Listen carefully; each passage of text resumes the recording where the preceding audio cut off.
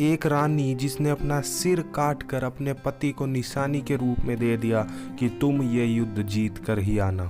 हम बात कर रहे हैं हाड़ी रानी की कहानी।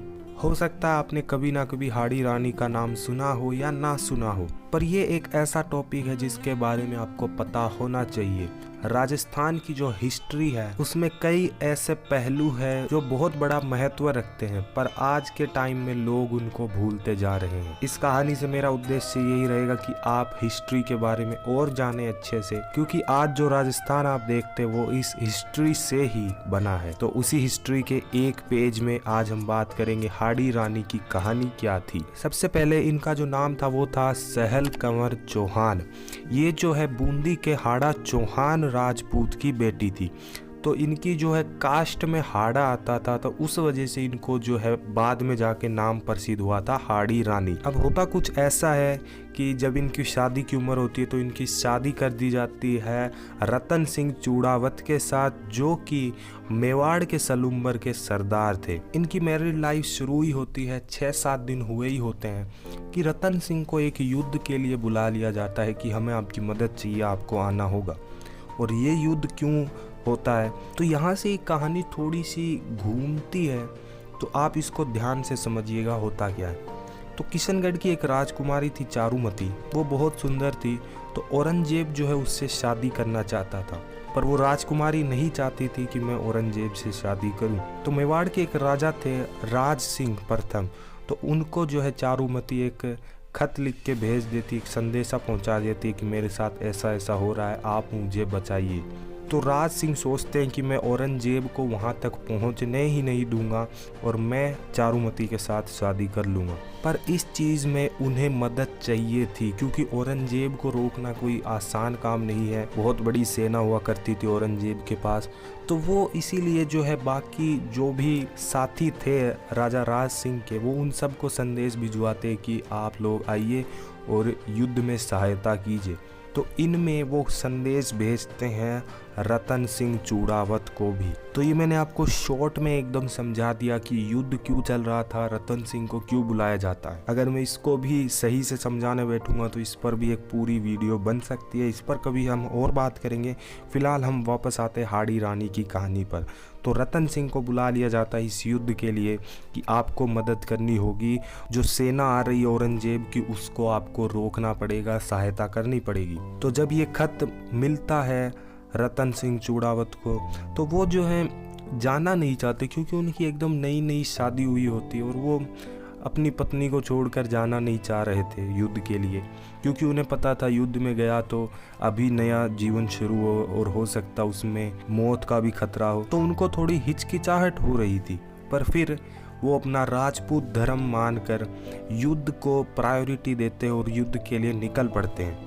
इस बीच उनकी पत्नी सहल कंवर वो भी उनका हौसला अफजाई करती है और कहती है कि आपको युद्ध में जाना चाहिए, ये एक क्षत्रिय धर्म है, आप युद्ध से पीछे नहीं हट सकते। तो इस सब को देखते हुए वो राजी हो जाते हैं युद्ध के लिए और वो निकल पड़ते हैं युद्ध में।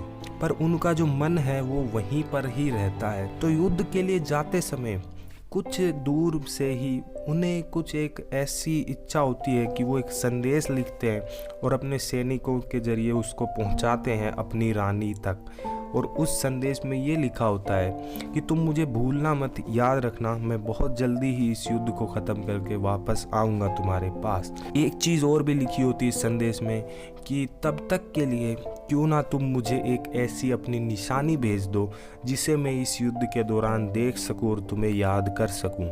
तो रतन सिंह जो एक निशानी मांग लेते हैं सहल कंवर से। तो उस संदेश को जब सहल कंवर पढ़ती है तो उनके दिमाग में एक ही चीज़ आती है कि जो मेरे पति हैं वो मुझे भूल नहीं पा रहे, और अगर ऐसा ही चलता रहा तो वो युद्ध में भी हार जाएंगे और हार के यहाँ पर वापस आ जाएंगे, और वो चीज़ मैं बर्दाश्त नहीं कर पाऊंगी और उस हार की जिम्मेदार भी मैं ही होंगी, क्योंकि जब भी कोई इसके बारे में बात करेगा तो यही बात होगी कि रतन सिंह स्त्री मोह की वजह से युद्ध में हार कर वापस आ गए। तो मैं नहीं चाहती कि मेरे पति मेरी वजह से इस युद्ध में हार जाएं, और जब तक मैं रहूंगी वो मेरे बारे में ही सोचेंगे।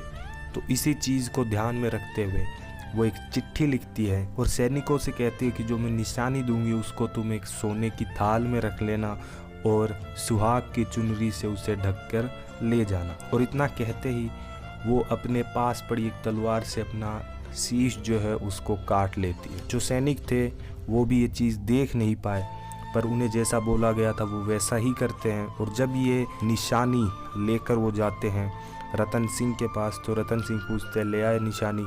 और जब वो देखते हैं, वो चुनरी हटाते हैं उस थाल के ऊपर से, तो वो देखते हैं कि ये मैंने क्या कर दिया। उन्हें भी समझ आ जाता है कि मैं अपना जो कर्तव्य था उसे छोड़कर मेरा ध्यान कहीं और था और मेरी पत्नी ने मुझे याद दिलाया कि मुझे क्या करना चाहिए था। और फिर वो जब संदेश पढ़ते हैं अपनी पत्नी का, तो उसमें सहल कंवर ने अपने पति की हौसला अफजाई की होती है, आगे बढ़कर सभी दुश्मनों को मारने के लिए कहा होता है और कुशलता की कामना करी होती है। इन सब के बाद रतन सिंह जो है उस सिर को बालों से उठाकर अपने गले में बांध लेते हैं और इसी मोटिवेशन के साथ कि मेरी पत्नी ने मुझे जो करने को कहा है वो मैं पूरी निष्ठा के साथ करूँगा। और फिर वो जो युद्ध करते हैं तो औरंगजेब की सेना एक कदम भी आगे नहीं बढ़ पाती। वो अपनी पूरी जी जान लगा देते हैं उस युद्ध में और हरा देते हैं मुगलों की सेना को और जीत लेते हैं उस युद्ध को। और इस जीत का श्रेय जाता है सहल कंवर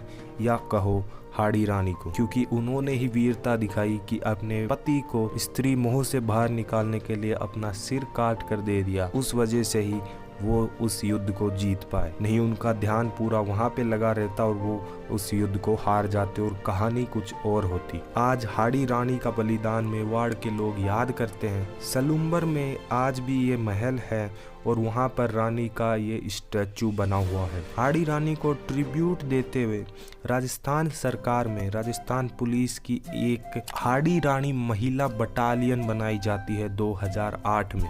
वीरता की कहानियों की यहाँ कमी नहीं है, ये राजस्थान है, यहाँ की नारी भी किसी से कम नहीं है। हाड़ी रानी की कहानी आप सभी ने जानी, आज इनका नाम हिस्ट्री में अमर है। इस वीडियो में इतना ही। अगर आप राजस्थान के इतिहास और यहाँ के टूरिज्म को जानना चाहते हैं तो मेरा चैनल सब्सक्राइब कर सकते हैं। मिलूंगा आपसे फिर किसी एक नई रोचक वीडियो में। Bye bye.